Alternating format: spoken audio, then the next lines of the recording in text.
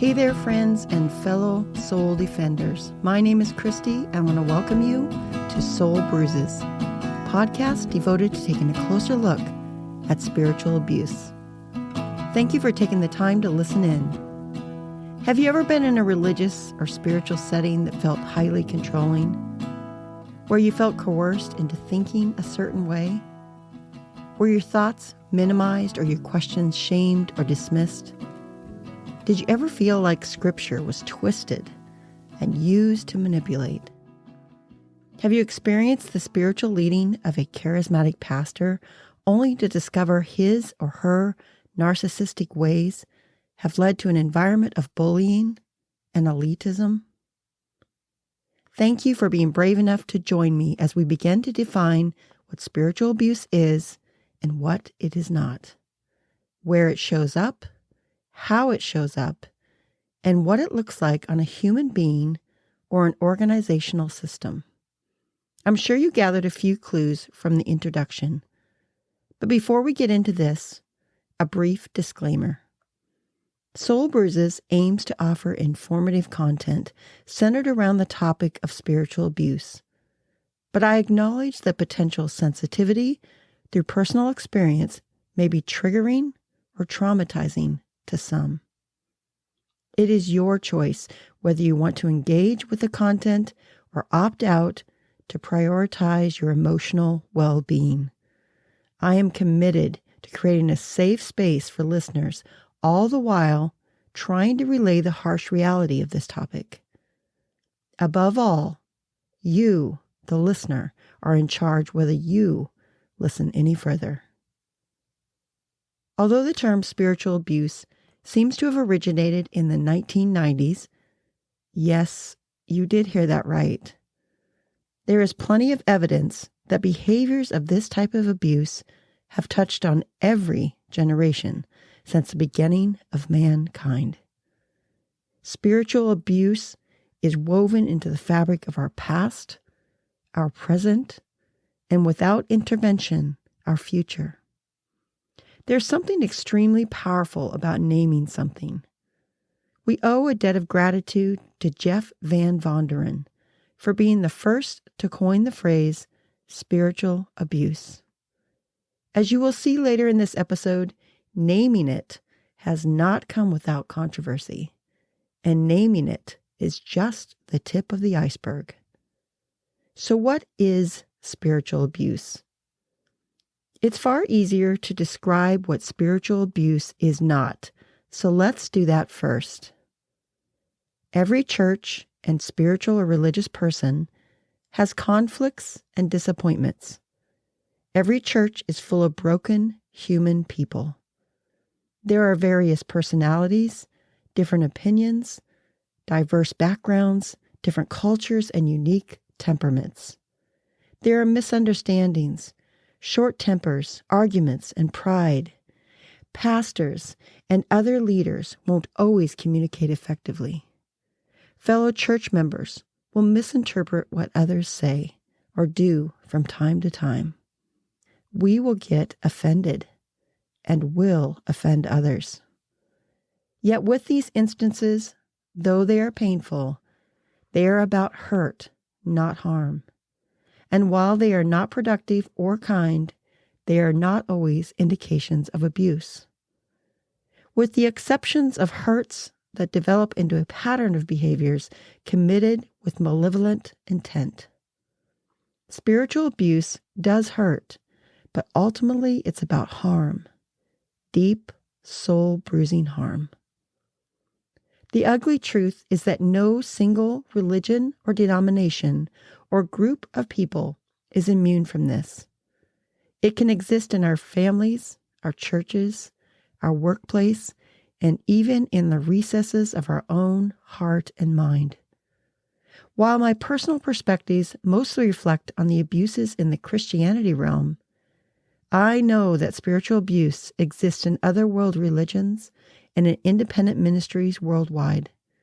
So when I refer to the church, it's generally leaning towards churches in the context of Christianity. So then, what is spiritual abuse? What does it look like? How does it reveal itself in spiritual or non-spiritual settings? At its core, spiritual abuse is about using faith, religion, beliefs, and biblical scripture to exert control over others. And if the spiritual abusers are spiritual leaders, there is an added element of using their power and spiritual authority to manipulate and coerce others to believe what they do and to do things for their benefit. Basically, what is meant for good is used to harm. As I share several different definitions of spiritual abuse presented by independent individuals, you may notice a consistent pattern and strong similarities among them. Some speak in generalities of the term, and others get into the specific patterns and behaviors that equally help define the term. Both perspectives are important. In this episode, I will speak mostly in generalities and hint at the specifics. Those specifics will be the main theme of upcoming Soul Bruises episodes that I will elaborate on later. Though each of these definitions of spiritual abuse will be articulated in their own words, they have a common theme that unites them. Let's start first with Jeffrey VanVonderen, who coined the phrase spiritual abuse. He, along with his co-author David Johnson, wrote the book The Subtle Power of Spiritual Abuse. They define spiritual abuse as, quote, the mistreatment of a person who is in need of help, support, or greater spiritual empowerment, with the result of weakening, undermining, or decreasing that person's spiritual empowerment, end quote. The authors go on to describe how that is done specifically through controlling and dominance over another person, overriding their feelings, thoughts, and opinions, and creating an environment of spiritual elitism and superiority. In an article titled Spiritual Abuse, Avoiding Two Extremes by James Rochford, I came across another definition. He stated quite simply and succinctly that, quote, spiritual abuse is a pattern of serious, objective, and sinful behaviors that center around control and coercion, whereby a spiritual authority exploits their position and perhaps scripture for the purpose of selfish gain, end quote.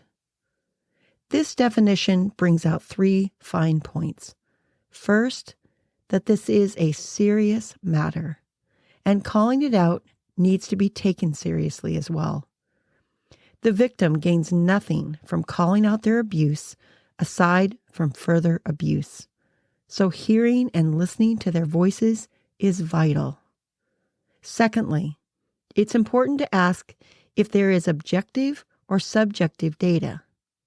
You no doubt will hear subjective complaints, and those should be acknowledged. Yet it's the collection of objective data that is crucial in making a case for the evidence of spiritual abuse. As Rochford explains, subjective intuitions, perceptions, or emotions are not criteria for an accusation of spiritual abuse to be based on.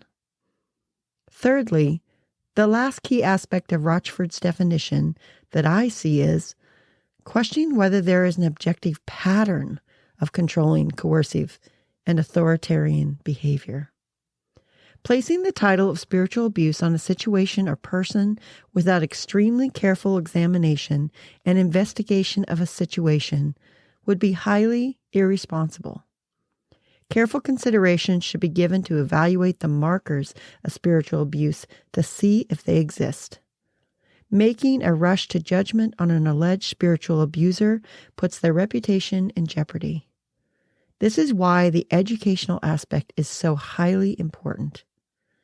Author Justin Humphreys spoke to this careful examination when he wrote this, quote, growing awareness around this issue has meant it is now being recognized, but defining what it is and what it isn't needs further careful and considered work to be done.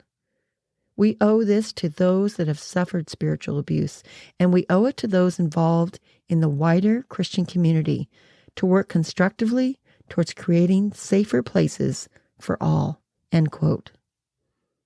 Oakley, who co-authors with Humphreys in their book, Escaping the Maze of Spiritual Abuse, describes that spiritual abuse, quote, consists of a systematic pattern of coercive and controlling behavior in a religious context, end quote.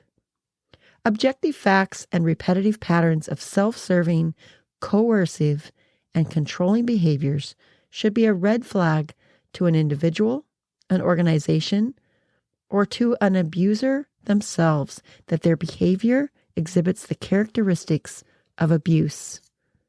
David Henke, who founded an independent Christian research and apologetics ministry, defines spiritual abuse as, quote, the misuse of a position of power, leadership, or influence to further the selfish interest of someone other than the individual who needs help.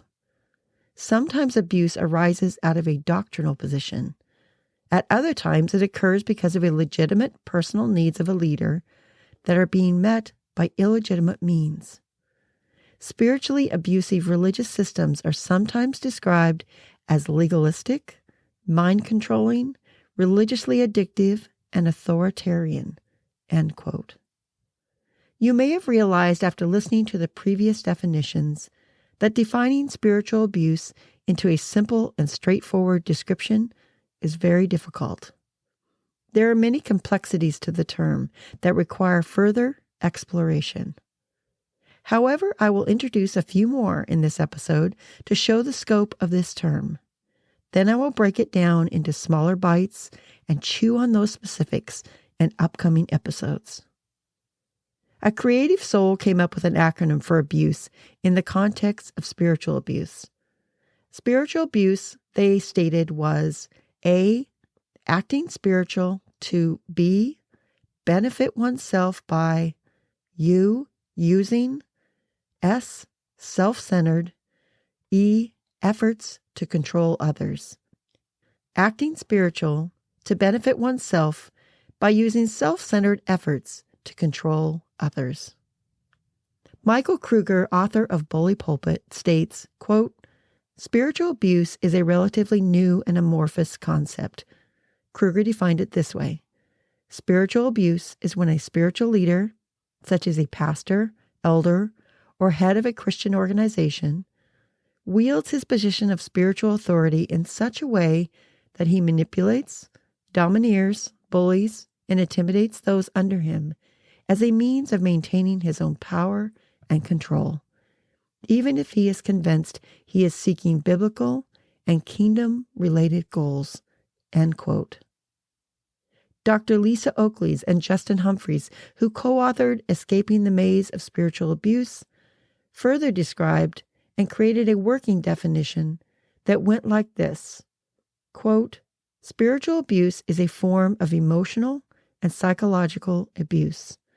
It is characterized by a systematic pattern of coercive and controlling behavior in a religious context.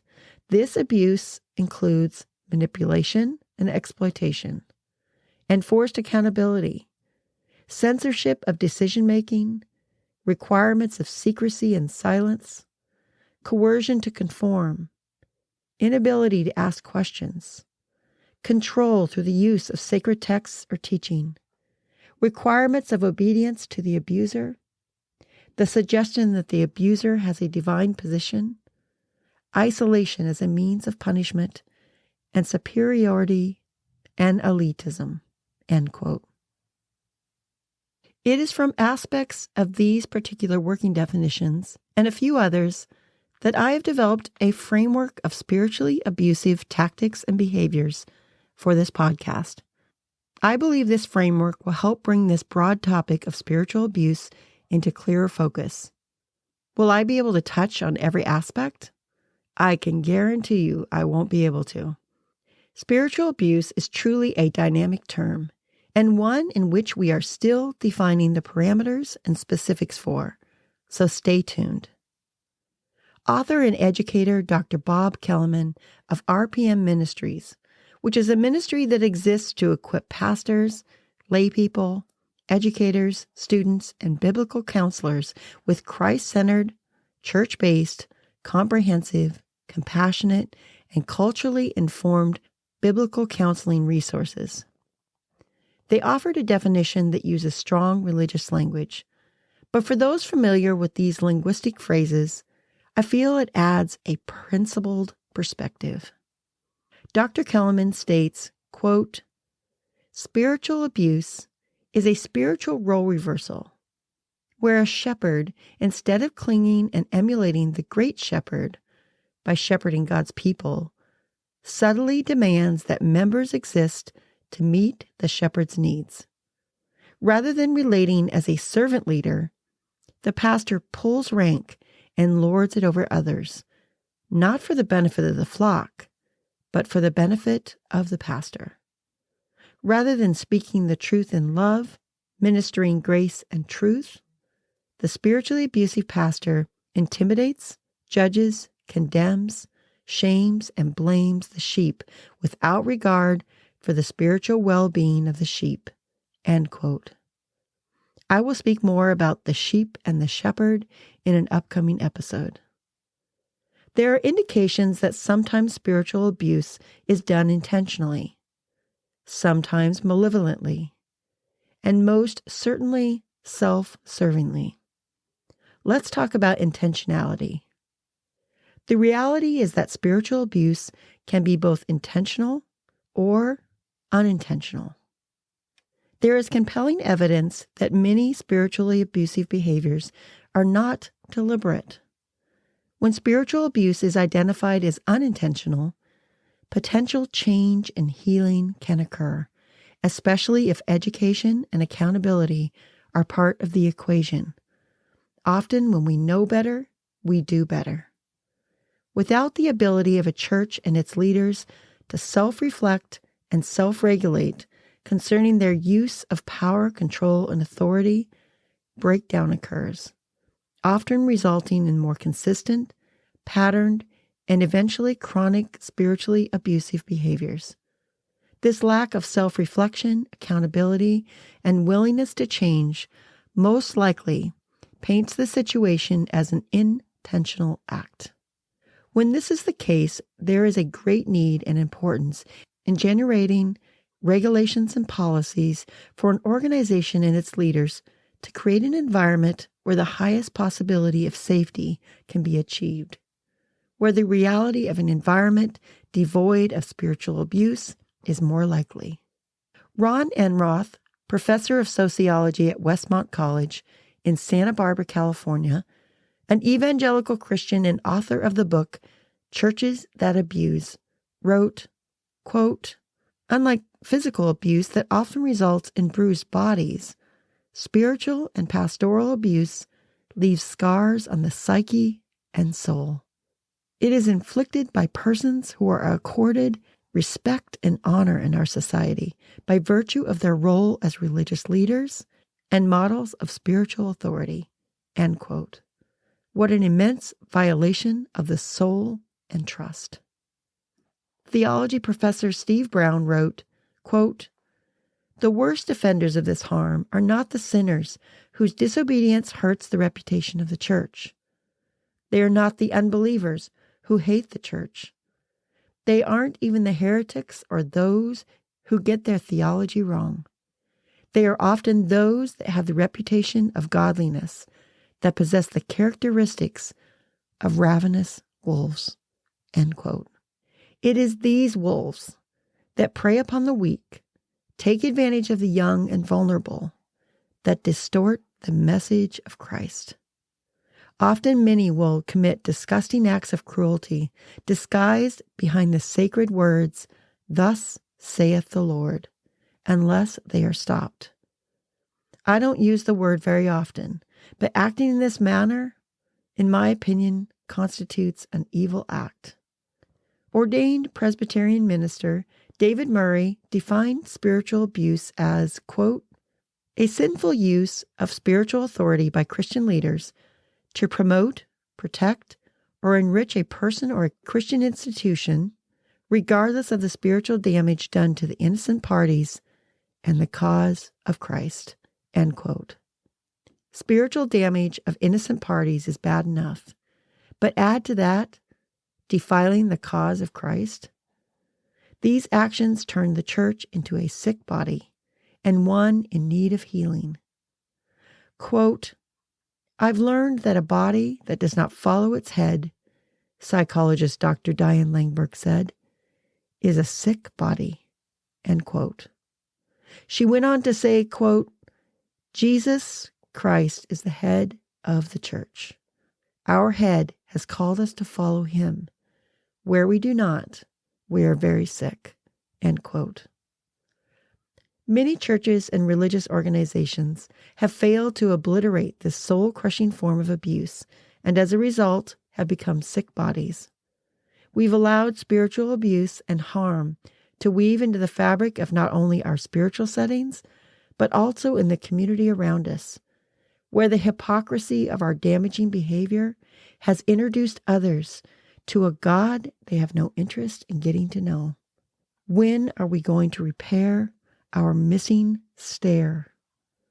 More on the missing stair in a bonus episode coming soon. I understand the term abuse might sound a bit harsh and not necessarily associated with such concepts as the church, believers, or biblical teaching. However, diminishing it to a more palatable word decreases the reality of what is occurring and the magnitude of the harm that spiritual abuse has caused. We can't afford to placate our ears at the cost of ignoring this issue. The term spiritual abuse exists because as a church body, we have allowed the sickness in and allowed it to take up residence. The church cannot keep adding biblical sweeteners to minimize or justify the abuse committed, even if the victimizer wears a nice suit or dress, carries a well-marked Bible, whistles Amazing Grace wherever they go, or is filled with charisma and has memorized the entire scriptures. If spiritual abuse exists in a religious organization, the primary focus moving forward should be the continual identification of it, educating about it, and learning better ways to create healthier environments and protecting the vulnerable. We could start by surrounding those that have been victimized and affording them the same respect we might give to the abuser, that often is in a place of more power and control than the victim. All too often, when the abuser is found out, they are surrounded by those willing to forgive them so quickly after an eloquent, articulate, and public apology for the wrong they say they've done. Very rarely are others given the full extent of the harm the abuser has inflicted on the victim, nor are the victims afforded the same platform as the abuser with the same grace given to them. The narrative of the most powerful is often presented and believed before the victim even gets a voice. The church body harms both the abused and God's message if such actions are swept under the rug, downplayed, or justified. We must shed light on this topic as a strong defense against the darkness of this abuse, or we are welcoming more of the same dysfunction and harm. As was previously mentioned, using the term spiritual abuse has not come without controversy. So let's see what all that hubbub is about. While researching for this particular episode, I came across a report created by the Evangelical Alliance's Theology Advisory Group, who I will hereafter refer to as TAG. They are located in the United Kingdom. During the time of this report, chairperson of TAG was then Reverend Dr. David Hilborn. He expressed a few problems with the term spiritual abuse and concluded the group's findings in a report available online for free called Reviewing the Discourse of Spiritual Abuse by the Evangelical Alliance. I will also put a link to this in the show notes. TAG didn't feel like the term spiritual abuse should be used, but rather proposed emotional and psychological abuse in religious contexts. Their issues with the term were that, quote, the term spiritual implies a full range of religious traditions. Not all religious or Christian denominations have ordained or authorized leaders with a specific divine position. Not all denominations have sacred texts, and some spiritual organizations wouldn't even claim to have a God as part of their belief system." End quote. This is, in my opinion, a fair point. The term religious certainly is more specific than spiritual. Yet the term spiritual, while it may also relate to a religious belief, it also is associated with anything affecting the human spirit or soul. Ask any spiritual abuse survivor, and they will say the wound cuts that deep. Reverend Dr. David Hilborn added that, quote, "In our pluralist society, it would be presumptuous and unworkable to assume that specifically Christian imperatives could be used as a template for safeguarding guidelines to cover all faiths under the heading spiritual abuse." End quote. This is an area that I feel will expand with more and more individuals coming forward, saying this spiritual abuse is what I have been experiencing. And I personally see the earmarkings of that in Christianity, but also in other faiths, including the Jewish and Muslim community, and in individual independent ministries.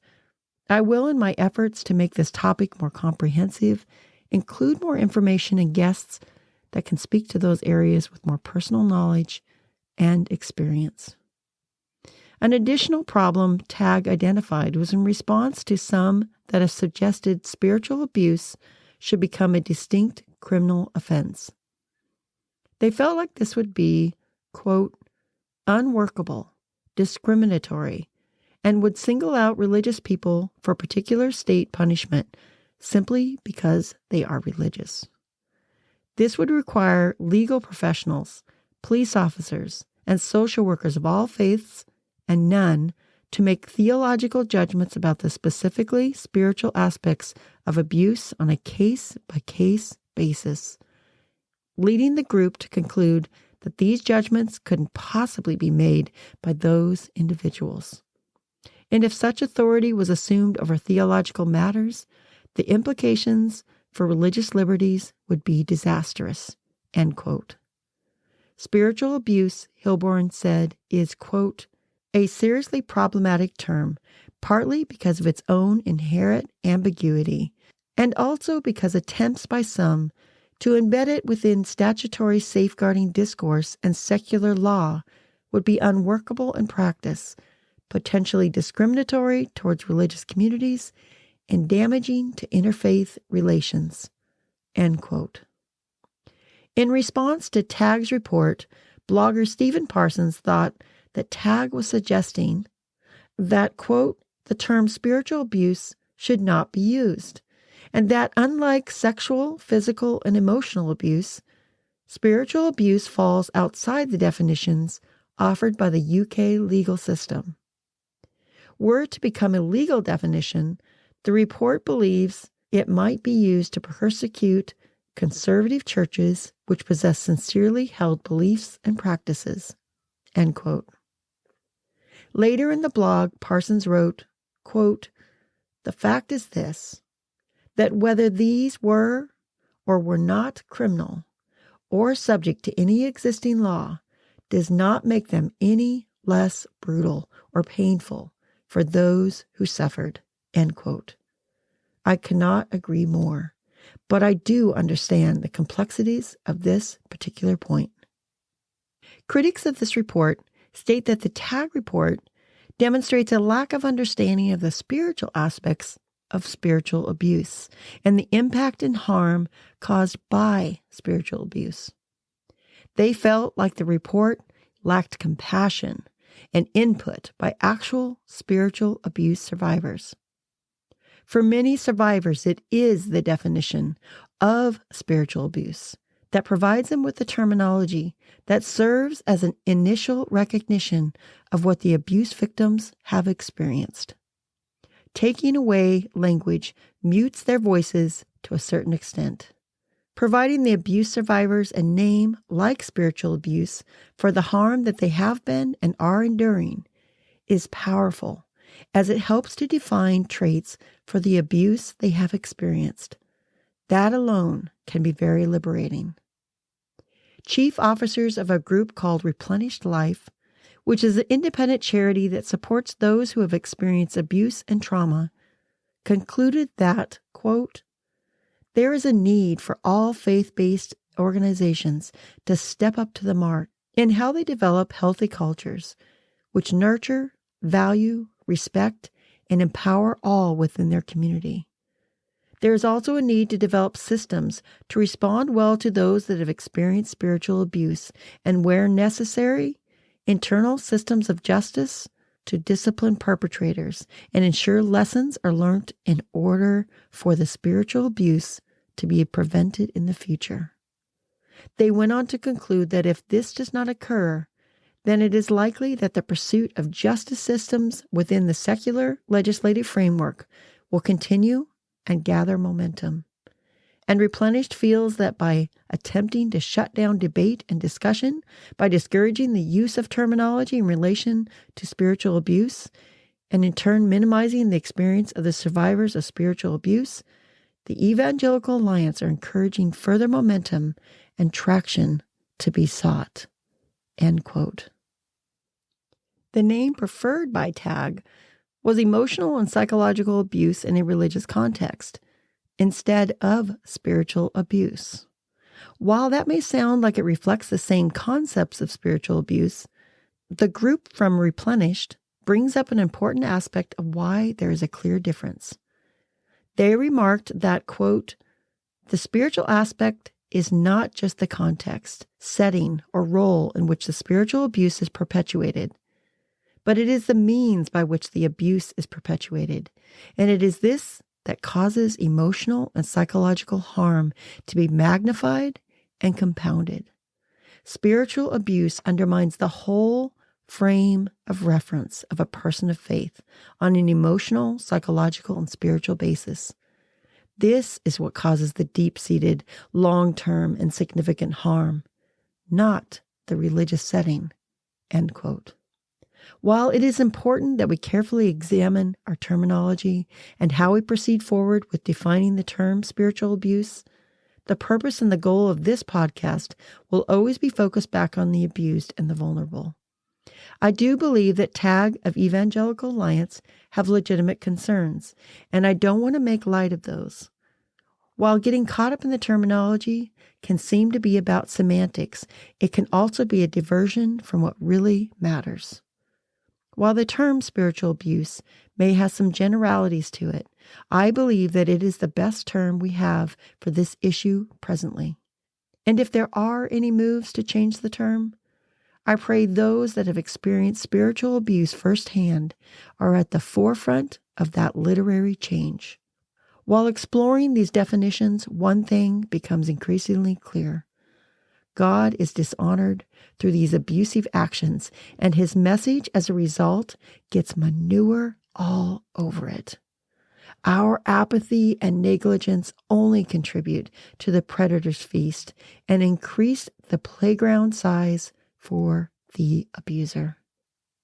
Spiritual abuse, as I mentioned in a previous podcast, is often coupled with other forms of abuse, those being that of mental, emotional, physical, sexual, verbal, and psychological and financial abuses. Some of these forms of abuse do carry with them legal, punitive, or criminal consequences.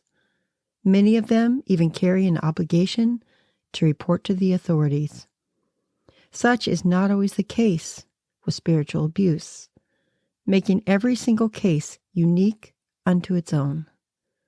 I think we need to make more healthy strides in this area, as leaving a wound to fester only leads to the further possibility of infecting further the wounded, the system, even the spiritually abusive person.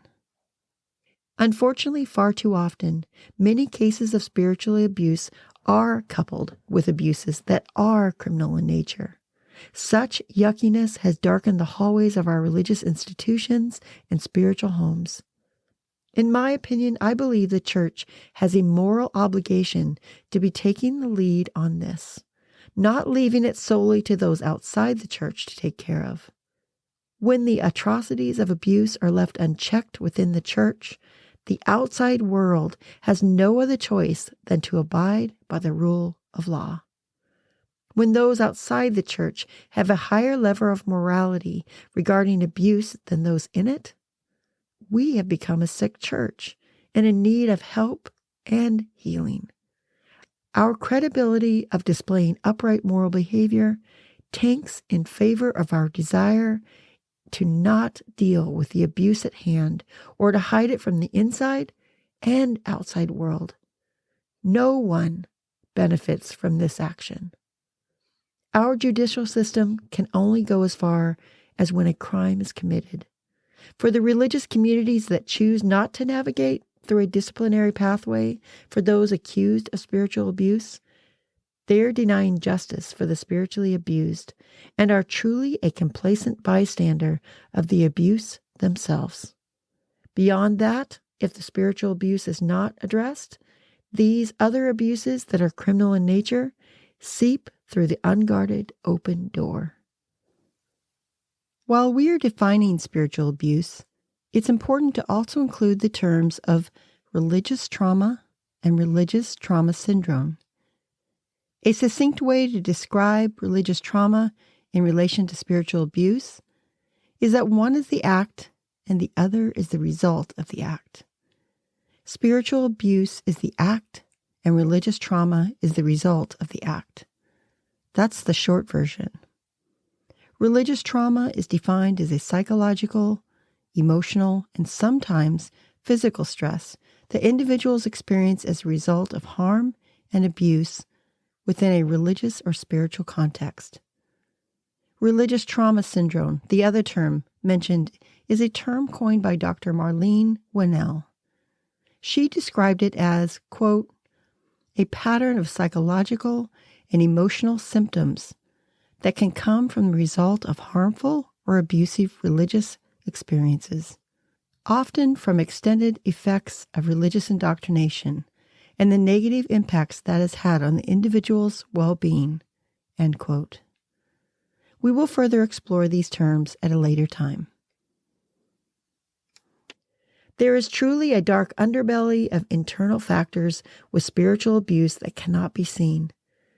After all, spiritual abuse is an attack on the soul. We can't begin to identify and speak to the internal factors of spiritual abuse unless we ourselves have been a victim or have been given the words from vulnerable survivors who can share from the heart that excruciating pain. How it feels inside the heart and mind of the abused individual, for some, would be incomprehensible. Often we can only attest to their testimony.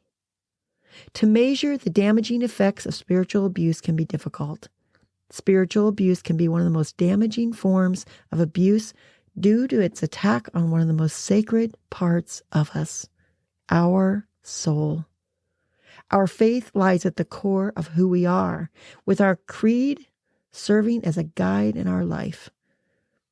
Often our church is like a second home to us, a place where we feel a sense of community, where trusting our spiritual leader is almost a given, especially when they speak for our God. Can you see how the cards fall when that faith is shaken by spiritual abuse? Let's say you were spiritually abused by a spiritual leader. Because of that, your personal faith is challenged. You question whether your faith can be a good guide for your life. You reach out to members of your church community for help or support, but get a response you don't expect. They don't believe you. They minimize your abuse, blame you, shun you, or encourage you to keep things on the down low so as to not disrupt anything. And you would reach out to the spiritual leader, but what if they were the one that spiritually abused you? Seriously, who's going to believe you? What a mess, right? There is a path forward for the system, however. First, by calling out the abuse when it is recognized. To recognize it, we must acquire education about it. That enables us to, secondly, identify it. Thirdly, if we do see it, and we do know it to be spiritual abuse, we speak up, using newly acquired language that is specific to the issues at hand. And lastly, and vitally important, is to actively listen to those that have experienced spiritual abuse firsthand instead of shunning, minimizing, or isolating them. Though it's easy to want immediate healing, we often need to acknowledge that this is a marathon process. Longer if the abuse is deeply embedded in the system or an individual. We can do this, though. In this podcast, I began the process of defining spiritual abuse. However, part of completing that definition process involves outlining some tactics and behaviors that spiritual abusers use to inflict this harm. These will hopefully bring more clarity to the term spiritual abuse. These behaviors and tactics will be the central focus of upcoming episodes. Please know that I'm addressing these with my own hypocritical tendencies to commit any number of these. Personally, I have so much to learn and do better at, so I want to humbly acknowledge that right up front. We have all danced with these behaviors, yet when we know better, hopefully we commit to doing better. I have compiled a list of 12 tactics and behaviors that exist in many instances of spiritual abuse. Each behavior will be the focus of an individual episode. Many of these tactics overlap with each other. Given that fact, isolating them proves to be quite difficult. You will see what I mean once we start dissecting them one by one. I acknowledge this may not be a complete list, but it does capture some of the primary elements of spiritual abuse. Here is the list of 12 tactics and behaviors of spiritual abuse that will be explored in the upcoming episodes of Soul Bruises. Number 1, deception and lies. Number 2, power. Number 3, control. Number 4, authority and distorted loyalty. Number 5, indoctrination and mind control. Number 6, twisting the scriptures. Number 7, elitism and spiritual narcissism. Number 8, blame and shame. Number 9, culture of fear and bullying. Number 10, exploitation, humiliation, and dehumanization. Number 11, manipulation, coercion, spiritual gaslighting, and spiritual bypassing. Number 12, silence, secrecy, and isolation. As you can see, some are more cut and dry, while others are more ambiguous. Others, as was mentioned before, will easily overlap with others, but they deserve their individual attention also. Collectively, these insights help us to be better equipped at spotting, stopping, and avoiding these actions ourselves. Continually, the major goal of this podcast is to expose, educate, and eradicate spiritual abuse once and for all, and that begins by reckoning with the known truths of this cancer. I know this is heavy material, but the fact that you are listening to this now tells me you care about this topic, or someone who may be exposed to this behavior. So thank you. Thank you for enduring the uncomfortableness for the sake of the humanity around you. Tate's Creek Presbyterian Church's senior pastor, Robert Cunningham, whose own church had gone through accusations of abuse, wrote this in a tweet, following his response to the rise of the Me Too movement. The Me Too movement was developed to build a community where survivors of sexual assault are heard and believed and supported. Pastor Cunningham wrote this, quote, "I say let the stories come. Let them all come out. Let every attempt to deflect or defend come to an end. Let us instead listen and learn from the courage of the abused. They are our prophets now, with voices that no longer allow us to hide or ignore this epidemic. Indeed, the overdue purge has begun, and may it not relent until every hidden darkness faces the light of justice. He added a year later that, I still believe that. Let it all come out. Let the purge continue undaunted, even when it's my own church's past that needs purging. End quote. Such bold and courageous words. We might not be ready for a purge, maybe taking just a few steps in that direction. That's okay. It's a start. Our journey must begin with at least one step in that direction. Spiritual abuse is real and it happens. It does not know demographics or denominations. Having sound theology and biblical worship, a load of elders or a charismatic leader, and a church government with accountability, that does not foolproof any church from the possibility and presence of spiritual abuse. We must be willing to acknowledge it exists. We must see, we must learn what it looks like, and then we must act. Author Wade Mullen expressed, quote, "There is a pattern that accompanies abuse, as if the abusers are somehow reading from the same playbook. If we can learn to decode these evil tactics, if we can learn the language of abuse, we can stop the cycle. We can make abusers less effective at accomplishing destruction in our lives. The ability to identify and describe tactics that were previously unidentifiable and indescribable will restore the power that was taken from you." End quote. In the next full-length episode, we will start to explore the first tactics of deception and lies.